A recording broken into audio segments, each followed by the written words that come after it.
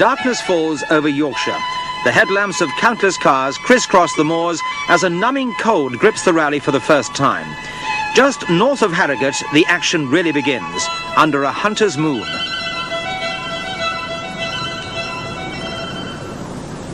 At dawn at Hawick in Scotland, Blomqvist still leads, but a fierce night of hard forest rallying has taken its toll. As a result of an accident in Dalby Forest, his Audi looks to be in a sorry state.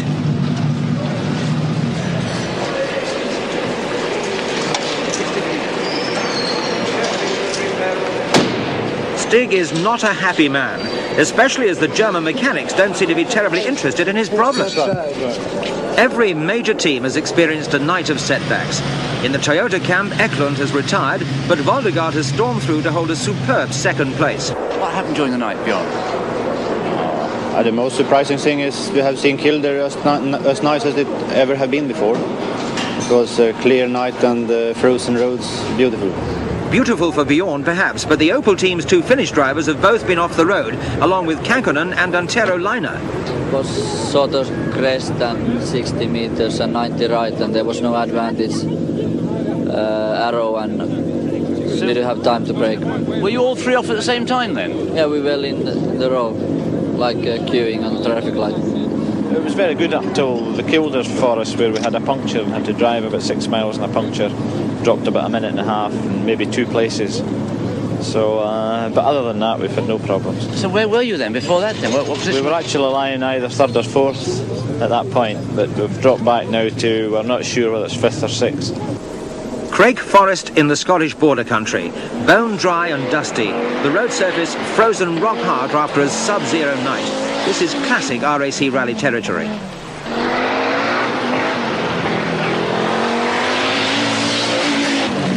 This year, the RAC is going to decide the manufacturer's world championship between Audi and Opel.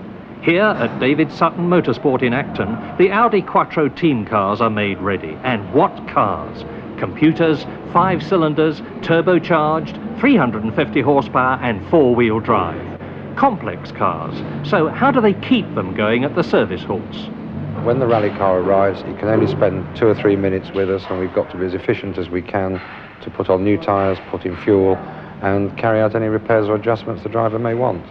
Reliability is absolutely the name of the game for the RAC, so the car that you see behind me is being completely stripped down to a body shell. All the mechanicals will be replaced. It will start the event with a new engine, new gearbox, new differential, and all new suspension.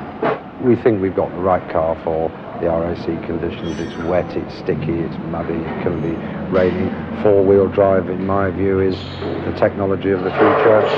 Hanu won the event by nearly 10 minutes last year in a Quattro, and there's no reason why he shouldn't repeat it this year. Now, there is no point in having a superb driver and a magnificent motor car if you can't keep them both in the event. So, in the RAC rally, Audi and all the other top teams have service barges, just like this one, which contains enough parts completely to rebuild the motor car, and which also contains radio communication equipment which enables the crew to keep in touch with everybody in the team.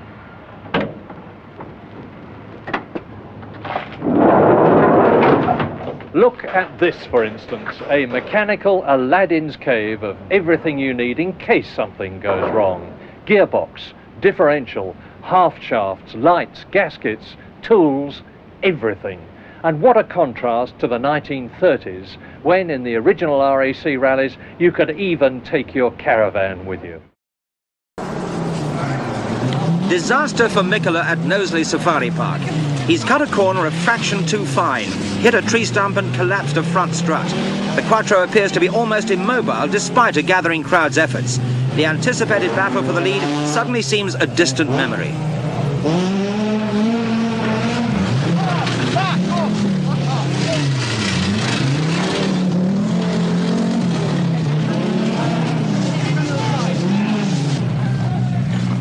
Clearly, to finish this stage, the offending wheel will have to be removed. Mikkola gets down to work with the wheel brace while co-driver Arnie Hertz brings out the jack. Already, over 2 minutes have ticked remorselessly by.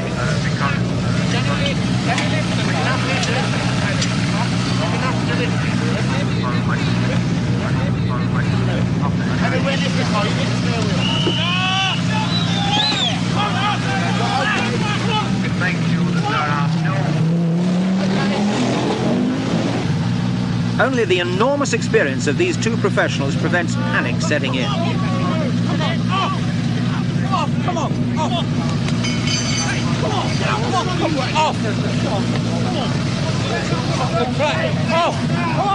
Come on! Please, right off! Once the wheel is removed, Arnie Hertz leaps onto the diagonally opposite corner of the car in an effort to reduce pressure on the broken suspension and increase traction at the rear.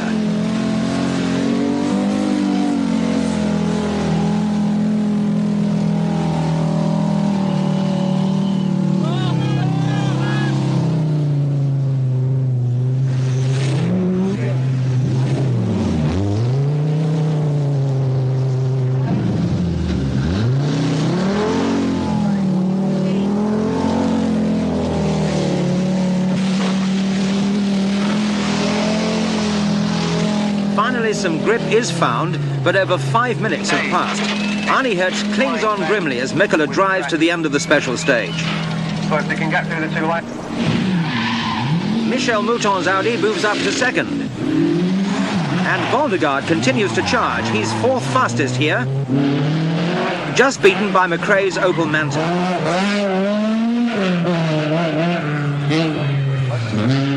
Best result. Despite Terry Caby's attempts to generate interest and excitement, some of the spectators at Knowsley are far more interested in their lunch.